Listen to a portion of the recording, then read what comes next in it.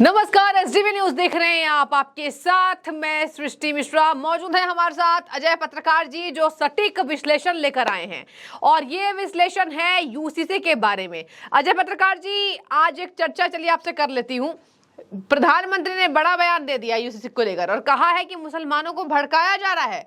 तुष्टीकरण की राजनीति कहीं ना कहीं, आपको बता दें, उसमें मेहनत नहीं लगती है, लेकिन संतुष्टीकरण की राजनीति करने में अत्यधिक मेहनत लगती है। आज भारत विकास की गाथा लिख रहा है। मिस्र में गया था। मिस्र जैसे देशों में 80-90 साल पहले 3 तलाक को रद्द कर दिया गया। सर, ये बताइए कि यहाँ विरोध के डर से आपने देखा होगा कहीं ना कहीं केंद्र सरकार कानून लाने में देरी करती है, इससे नुकसान हमारा ही होता है, लेकिन कुछ विपक्ष इसको समझते नहीं है, इसका फायदा उठाते हैं। प्रधानमंत्री ने भी कहा कि यूसीसी को लेकर पसमानदा मुसलमानों का जीना मुश्किल किया जा रहा है और मुसलमानों के साथ तुष्टीकरण की राजनीति हो रही है। हम घर घर जाकर मुसलमानों को जागरूक करने का प्लान कर रहे हैं। सर, क्या संदेश, और आपको ऐसा लगता है सर मुस्लिम देशों ने जब ट्रिपल तलाक को खत्म कर दिया तो भारत में ये बवाल क्यों, और यूसीसी जैसे कानून जो देश के संरक्षण के लिए आ रहे हैं, इसमें इतना बवाल क्यों? और हेमंता विश्व शर्मा ने भी कह दिया पंथ निरपेक्ष भारत बनने की कवायद तेज। क्या कहेंगे, क्या विश्लेषण लेकर आए हैं आज दर्शक के लिए? देखिए, ऐसा है, दुर्भाग्य है इस कानून को कभी समझाने की कोशिश ही नहीं की। बिल्कुल। आपको बता दें, बहुत सी समस्याओं की वजह पूर्ववर्ती सरकारें नहीं। हकीकत ये है कि अगर अंबेडकर जी को ये लोग ठीक से काम करने देते तो धारा 370 नहीं होती, बहुत से वो नहीं होते, महिलाओं को समान अधिकार मिल जाता। मगर अंबेडकर जी को जानबूझ करके, चूंकि उनका एक वजन था, अंबेडकर जी का, नेता सुभाष चंद्र बोस का, चंद्रशेखर का, भगत सिंह का, तमाम लोगों का, जानबूझ करके इनका वजन नेहरू जी से बहुत ज़्यादा था। महात्मा गांधी जी की कुछ मजबूरी थी या महात्मा गांधी के कुछ उसको इमोशनली ब्लैकमेल कर लेते थे नेहरू जी। अंबेडकर जी इस कानून पे पहले ही कह गए थे। उनकी इच्छा थी समान नागरिक संहिता, उनकी इच्छा थी। और 370 भी, इतने साल हम लोग परेशान हैं। वो जो फार्मूला दे रहे थे वो इतना अच्छा दे रहे थे बौद्धों उन सब के लिए। तो धारा 44 का भी उन्होंने एक वो बताया था, मगर सवाल इस बात का वो श्रेय कहीं उनको न मिल जाए। उनको बड़ा प्रताड़ित किया गया। पार्लियामेंट में भी उनके साथ एक बार दुर्व्यवहार हुआ है, मतलब उनको प्रताड़ित किया गया, उनकी बातें मानी नहीं। आज ये समस्या आ गई। दूसरी आपको बताना है कि वास्तव में आपको आज जो मोदी ने बोला है इस पे, वो तो आप समझ लीजिए इतना ज़्यादा क्लियर बोल दिया। ये देश में आज़ादी की बात पहले बोल देना चाहिए, मगर अब इतना जहर बीच में लोगों ने घोल दिया है कि उसमें दूध का दूध और पानी का पानी कर पाना मुश्किल है। और हालांकि होगा, और लोगों का उसमें ब्रेन वॉश होना, लोगों के समझ में आना, समझ में आएगा, मगर थोड़ा लेट आएगा। अब क्या है, मोदी ने क्या क्या है, यूनिफॉर्म बिल के लिए कहा है कि एक घर में 2 कानून से नहीं चलेगा। सही बात, एक घर से 2 कानून से। उन्होंने मुस्लिम समाज से भी आज अनुरोध किया है इस टॉपिक में कि कृपया आप सोचिए कि 3 तलाक ये सब, क्या ये ठीक है कि नहीं। मुस्लिम समाज में भी शोषण लोग कर रहे हैं और ख़ास तौर से बड़ी बुरी तरीके, और पोजीशन ये है कि पसमानदा मुस्लिम का बहुत ज़्यादा शोषण हो रहा। उन्होंने आज यहाँ तक कह दिया कि वास्तव में उन्होंने एक तीर से 3 निशाने मारे। नंबर 1 पसमानदा मुसलमान वाली बात कही, दूसरा 3 तलाक की कही, यूसीसी की कही। 3 बातें। 3 तलाक में वो काफ़ी भावुक हो गए, काफ़ी भावुक हो गए। मैं आपको बता रहा हूँ, 3 तलाक के लिए आईपीसी 125 के तहत साहिवानो केस बहुत मशहूर है। साहिवानो केस हुआ था। साहिवानो केस में क्या हुआ कि ऑनरेबल मिस्टर जस्टिन ने एक डिसीजन दिया कि उनको गुजारा भत्ता दिया जाए। सभी लोगों ने स्वागत किया। जिस समय जब ये बहस के बाद जब ऑर्डर दिया तो काफ़ी मुस्लिम समाज आया था। उसमें जो सबसे बड़ी बात थी, जो साहिवानों के अगेंस्ट में उनके पति वगैरह पक्ष थे, वकील वगैरह, उसमें कई लोगों ने ऐसे किया और सर नीचे कर लिया, सर आपका आदेश। उसके बाद जो दोनों ग्रुपों के उनके हस्बैंड और साहिबानों के दोनों पक्षों ने मतलब जज को बधाई दी और जज के बाहर आके बड़े खुश हो गए, चलिए हमें मानने सब।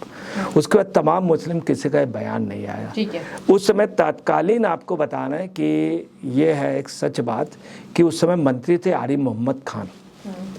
आरिफ मोहम्मद खान को ने चूंकि जब उनसे पूछा गया तो उन्होंने कहा अभी मैंने पढ़ा नहीं, हकीकत में उन्होंने उस समय कैबिनेट की मीटिंग हुई, कैबिनेट की मीटिंग में सभी ने पसंद किया और तत्कालीन प्राइम मिनिस्टर ने भी इसको पसंद किया, कांग्रेस के तत्कालीन प्राइम मिनिस्टर ने।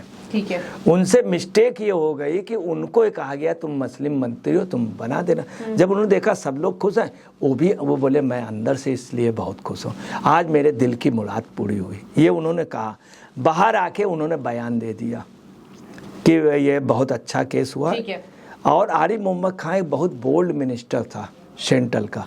उसके बाद क्या हुआ कि एकदम से एक राजनीति हुई और कांग्रेस ने सोचा इससे तो मुस्लिम वोट ऐसा करें कि इसका विरोध कर दें तो मुस्लिम हमको थोक में मिल जाएगा अभी चुनाव होने। एकदम से कांग्रेस की उसके बाद मीटिंग हुई और कुछ लोगों ने सलाह दी कि इससे क्या हिंदू मुस्लिम होगा या मुस्लिम जो है वो हमको वोट। कांग्रेस ने एकदम से उसमें क्या हुआ, आरिफ मोहम्मद खान निपट गए, आरिफ मोहम्मद खान को इस्तीफा देना पड़ा, निकाल दिए गए मंत्री केंद्रीय। इस तरह से पूरी राजनीति हमेशा होती रही। मैं आपको बता दूं उसके अलावा क्या है कि आज जो मोदी ने एक साथ पसमानदा की कई जातियां बता दी, बड़ा ताजुब है। आम मुस्लिम को नहीं मालूम पसमानदा की।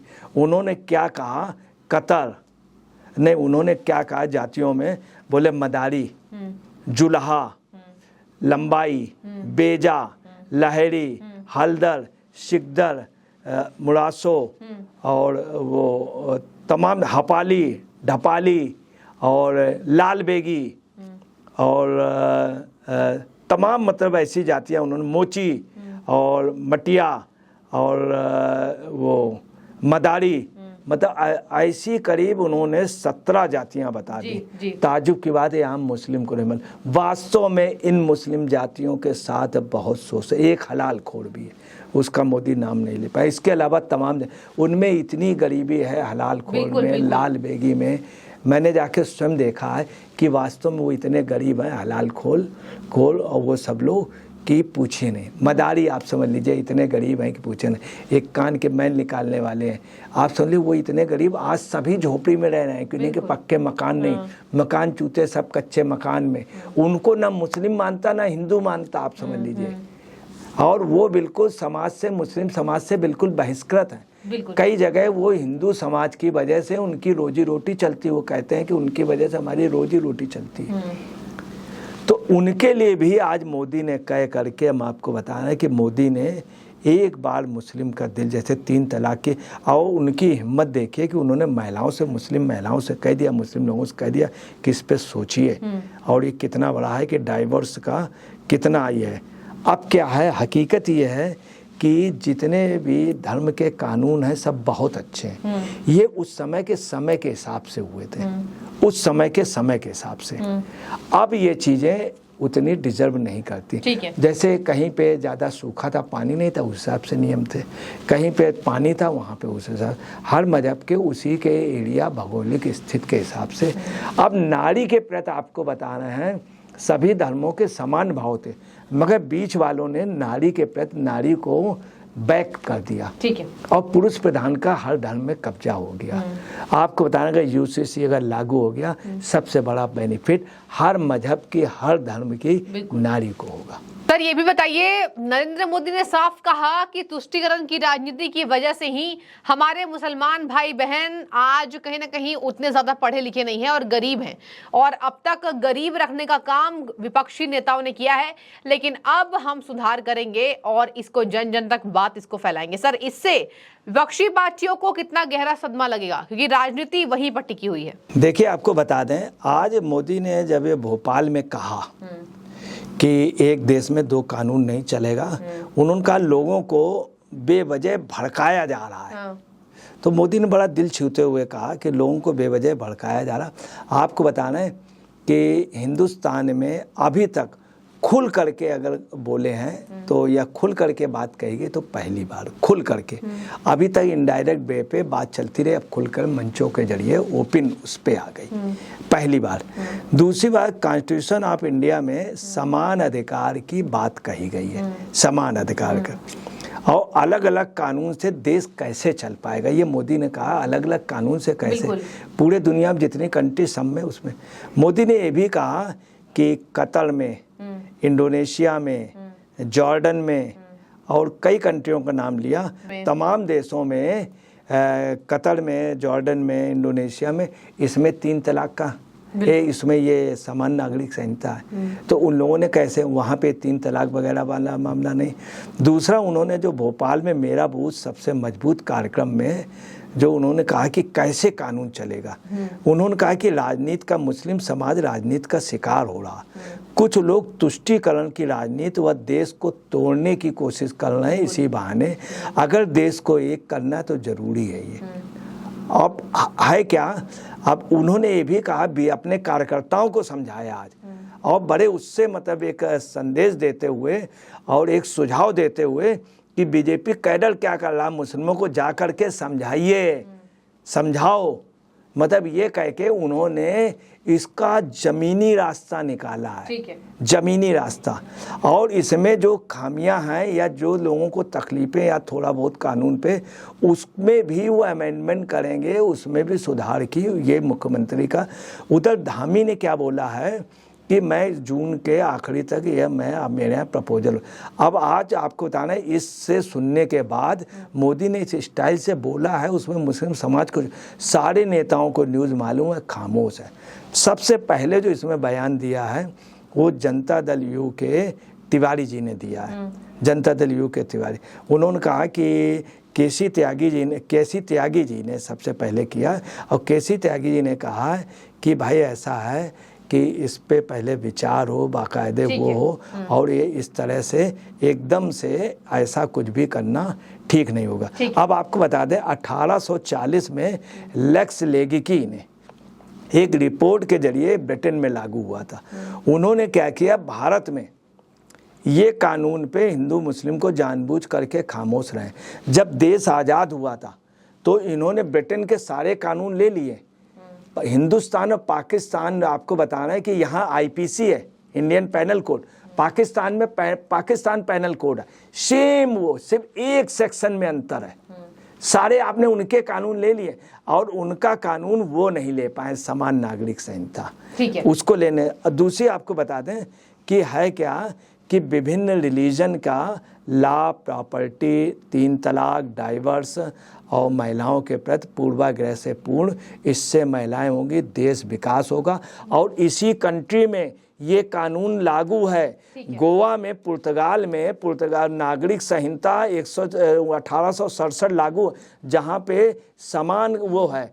और ये चीज़ नेहरू जी ने सिर्फ गोवा को इसलिए देर से आज़ाद होने दिया, जबकि वो पटेल जी चाहते थे कि कहीं समान नागरिक संहिता ना आ जाए, समान धार्मिक संहिता ना आ जाए, इसलिए गोवा का विलय नेहरू जी डिनाई करते रहें, टालते रहें। फिर जबरदस्ती उनका कश्मीर का और उनका हैदराबाद का और इनका गोवा का पटेल जी ने अपने साहस से और इनके बगैर उससे उन्होंने किया। अब सब नागरिक संहिता जो है, अगर बिल आ जाएगा तो देश मजबूत होगा, मगर आर्टिकल 44 में भी विचार होना चाहिए, लोगों के विचार सुनने चाहिए। और आपको बताना है कि धर्म जो है, ये आप अगर ये ऐसा हो जाएगा तो धर्म कोई विशेष नहीं होगा, समान नागरिक संहिता लागू होनी चाहिए, ये देश हित में, मगर सभी धर्मों से बातचीत हो करके, और एक ऐसा रास्ता जो बीच के इस तरह का, जैसे मोदी ने आज बोला है, इसमें कहीं प्रतीकात्मक या उत्तेजनात्मक नहीं है, आलोचनात्मक नहीं है। उसमें मुस्लिम समाज से अगर ये अपील करेंगे, मुस्लिम समाज से जा करके, तो मुस्लिम समाज समझेगा। और अगर वैसे अगर भाषा हुई तो मुस्लिम समाज नहीं समझेगा और विपक्ष इसमें नंगा होगा। हम आपको बता रहे, इसीलिए विपक्ष खामोश है, मीटिंगें कर ला क्या बोलें। ठीक है, तो यहाँ पर देखिए यूसीसी को लेकर पूरे देश में चर्चा है, इसको जल्द लागू किया जाएगा और इसके पहले लागू करने से पहले कहीं ना कहीं मुस्लिम वर्ग को भली भांति समझाया जाएगा कि ये आपके खिलाफ नहीं है, बल्कि ये समान नागरिक के लिए ऐसा हो रहा है और इससे देश के विकास में कहीं ना कहीं सर बहुत मदद मिलेगी। तो मोदी जी के इस बयान पर आपकी जो भी राय हो जरूर कॉमेंट कीजिए। मोदी जी ने साफ कह दिया है कि तुष्टीकरण की राजनीति की वजह से देश में कहीं ना कहीं विनाश आ चुका है, जिसको हम सुधारने की पूरी कोशिश करेंगे और इससे जागरूकता फैलाने की पूरी कवायद तेज करेंगे। तो बहुत शुक्रिया सर आपका डिबेट में जुड़ने के लिए और आप सभी की जो भी राय हो जरूर कमेंट करके बताएं।